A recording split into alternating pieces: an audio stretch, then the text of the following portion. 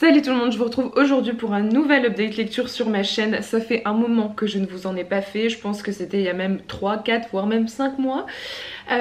Comme je vous l'avais dit dans d'autres vidéos précédentes, j'ai eu quelques difficultés à lire ces derniers temps, prises notamment par mes études, mon mémoire, mon stage, bref par la vie de manière générale d'étudiante. Et donc je n'avais pas beaucoup de livres à vous présenter en update lecture. Là j'en ai accumulé 5, donc je me dis que c'est suffisant pour vous faire un nouvel update lecture. J'ai hâte de vous parler de tout ça. Il y a notamment 2 fins de saga, donc je continue à terminer mes sagas et ça c'est vraiment top. Et il y a quelques petites pépites dans le lot, donc j'ai hâte de vous parler de tout ça et on va commencer tout de suite. Parmi les sagas que j'ai terminées ces derniers mois, il y a la première partie de l'Assassin Royal, donc ici La Reine Solitaire, le 6e tome de Robin Hobb aux éditions J'ai lu. Donc je n'ai pas terminé entièrement cette saga, mais j'ai terminé la première époque puisque c'est une saga qui fait 12 ou 13 tomes. Mais ici c'est la première partie sur laquelle je vais enchaîner avec son autre saga, Les Aventuriers de la Mer, donc qui est une saga encore dans le même univers mais avec d'autres personnages, une autre intrigue, et en fait je suis censée reprendre la deuxième partie de l'Assassin Royal après avoir lu les 9 tomes des Aventuriers de la Mer. Donc je considère qu'en fait j'ai déjà fini une partie de cette saga. Donc j'ai lu ce 6e et dernier tome de la première époque que j'ai absolument adoré. J'ai évidemment adoré retrouver les personnages de Fitz, mais les autres personnages aussi, je ne vais pas vous dire lesquels pour ne pas vous spoiler, mais j'ai aimé retrouver ces personnages, j'ai aimé le rythme puisqu'on est sur un 6e et dernier tome. Forcément il se passe énormément de choses, on a beaucoup de réponses à nos questions et ça c'est tant mieux, c'était super intéressant. Et j'ai beaucoup aimé le développement de l'univers ici qui est pour moi, selon moi, le point le plus fort de cette fin de saga. C'est le développement sur notamment les créatures, sur notamment le dénouement un peu de l'intrigue en elle-même. Donc c'était vraiment génial, j'ai beaucoup aimé le développement de cette un peu mythologie, de la magie de ce bouquin. À part vous dire que j'ai adoré, je ne peux pas forcément vous en dire plus puisque je ne veux absolument pas vous donner de détails pour ne pas vous gâcher la surprise, mais en tout cas j'ai adoré cette histoire, j'ai hâte de me plonger dans Les Aventuriers de la Mer. J'aimerais beaucoup lire peut-être le premier voire le deuxième tome d'ici la fin de l'année pour continuer sur les sagas de cette queen de la fantasy qui est Robin Hobb. Ensuite j'ai enchaîné avec un premier tome. Ça faisait longtemps que j'avais pas commencé une saga parce que en ce moment j'essaye plutôt de lire soit des one-shots, soit des suites ou des fins de saga. Mais en fait autour de toute la hype qu'il y a eu autour de cette saga, forcément que j'ai eu envie de me plonger, j'étais très curieuse de me plonger dans la saga Blackwater. Donc ici le premier tome, La Crue de Michael McDowell. Donc moi j'arrive un peu après tout le monde, c'est-à-dire qu'il y a beaucoup de gens qui ont déjà limite terminé la saga vu qu'elle a été publiée durant le printemps, donc je pense entre le mois d'avril et le mois de juin. C'est une saga en 6 tomes qui, chaque tome a été publié tous les 15 jours par Monsieur Toussaint Louverture. Chaque tome fait environ 250 pages, en fait c'est une sorte de saga à lire par épisode. Je n'ai lu que le premier tome pour l'instant, j'aimerais beaucoup lire et terminer cette saga d'ici la fin de l'année. En tout cas j'ai lu ce premier tome. Dans ce premier tome on est en Alabama, donc aux États-Unis, et on est dans une petite ville, la petite ville de Perdido, qui va subir une énorme crue. Donc ici l'idée est que l'eau va déborder de la rivière et va envahir la ville. Nous on va suivre la famille des Cascade qui est une famille riche, noble, qui vit sa petite vie tranquillement dans cette ville de Perdido, qui va reprendre un peu le cours de sa vie assez classique jusqu'au moment où pendant cette crue une jeune femme assez mystérieuse qui s'appelle Elinor Damer va apparaître dans leur vie et va s'installer un peu dans leur famille via certains membres de la famille. Et c'est un peu l'élément déclencheur d'une histoire assez mystérieuse. J'ai passé plutôt un bon moment, j'avoue que je m'attendais à le lire un peu plus vite parce qu'il fait 250 pages, donc pour moi l'idée c'était de le lire en seulement quelques jours. J'ai pris un peu plus de temps, alors il y a sûrement le fait que dans le contexte j'étais occupée mentalement par plein d'autres choses, donc j'étais pas forcément plongée dans le bouquin, mais j'ai plutôt bien aimé. Je trouve que ça met un peu de temps à se mettre en place, même s'il y a quelques éléments qui sont quand même très surprenants et un peu étranges et que j'ai beaucoup aimé. Ici on est quand même sur la mise en place plutôt de l'histoire, j'ai l'impression, plutôt que de la réelle intrigue en elle-même. Il y a des passages, comme je vous l'ai dit, qui m'ont surprise, donc c'était plutôt intéressant. Je me suis pas forcément attachée aux personnages, mais ils ont le mérite d'être suffisamment mystérieux et intrigants pour me pousser à continuer la saga. Et la fin du premier tome est plutôt intéressante. J'ai aussi beaucoup aimé l'écriture. Ici c'est une traduction de l'anglais, mais l'écriture est plutôt prenante et assez cinématographique. J'ai appris que l'auteur avait été notamment scénariste pour le cinéma et je trouve que ça se ressent un petit peu en fait dans la description des scènes et dans la manière de narrer l'histoire. En tout cas ça a été une plutôt bonne découverte, j'ai pas eu un coup de cœur comme beaucoup de gens mais j'ai quand même très envie de découvrir la suite, voir si elle me surprend autant et en plus comment dire, Monsieur Toussaint Louverture a encore fait un travail incroyable sur la publication de cet ouvrage qui est absolument magnifique. Donc maintenant que la hype est passée autour de cette saga, peut-être que je vais avoir un tout petit peu plus envie de le lire tranquillement à mon rythme plutôt que de suivre le rythme des autres, mais en tout cas ça a été une bonne découverte. Ensuite on passe à de la non-fiction avec Le bleu ne va pas à tous les garçons de George M. Johnson, ici aux éditions de Saxus. J'ai eu l'occasion de rencontrer l'auteurice pendant une dédicace à Paris, à la librairie Les Mots à la bouche, qui a été une très bonne découverte, une très belle rencontre.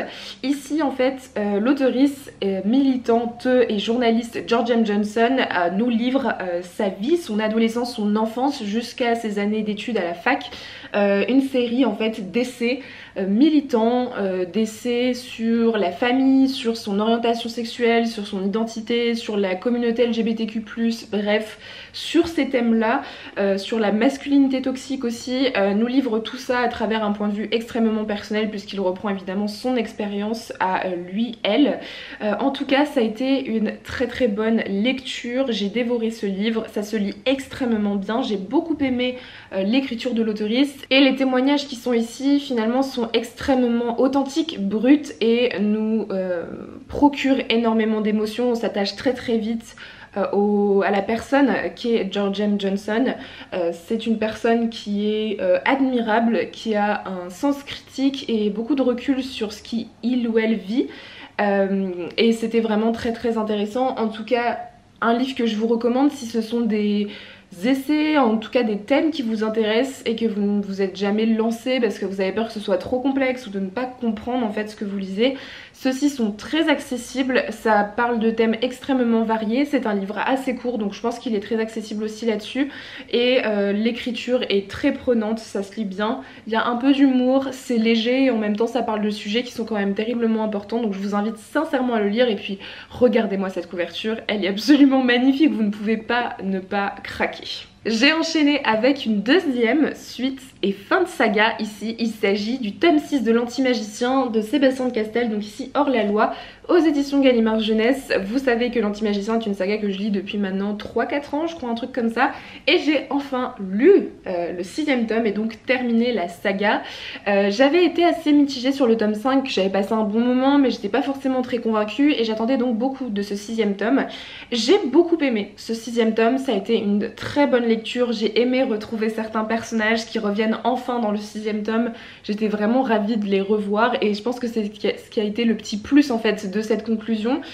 J'ai beaucoup aimé l'intrigue qui pour moi apporte certaines réponses, après peut-être que certains moments étaient un peu précipités mais dans l'ensemble ça a été, voilà, j'ai été assez satisfaite des réponses apportées par l'auteur concernant pas mal d'énigmes et de mystères qu'il a développés pendant toute la saga.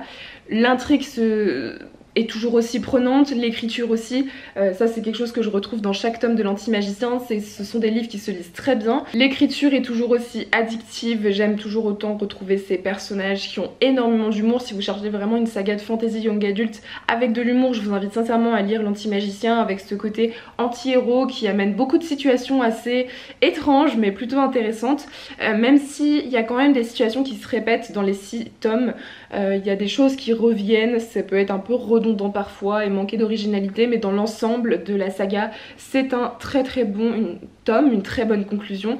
J'ai beaucoup aimé cette fin de saga, je vous invite sincèrement à la découvrir si ça vous intéresse. Comme je vous l'ai dit, si vous cherchez une saga de fantasy avec de l'humour ça peut clairement faire l'affaire et il y a quand même un univers qui est plutôt intéressant développé ici, de la magie qui est assez originale, donc si vous cherchez ce type de saga je vous invite sincèrement à vous plonger dans l'Anti-Magicien. On termine avec le dernier livre de cette update lecture, il s'agit de La vie rêvée des plantes de Lee Sung-woo aux éditions Zulma qui me l'ont gentiment envoyé.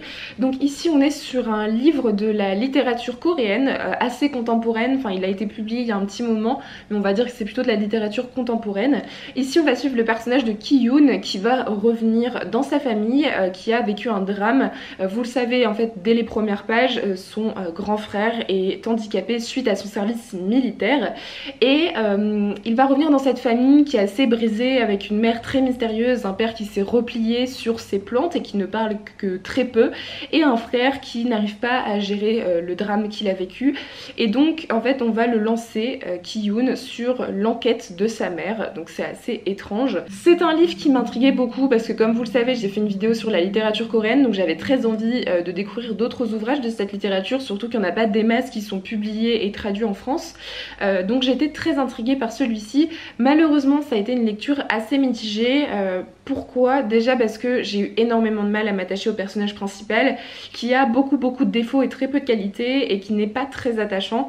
C'est un personnage qui est terriblement égoïste, qui a une manie de justifier ses actes en pensant que ses actes sont bons, ce qui n'est pas le cas, et donc c'est très compliqué de s'attacher à lui parce qu'il a des réactions qui nous donnent juste envie de l'étrangler, on va pas se mentir.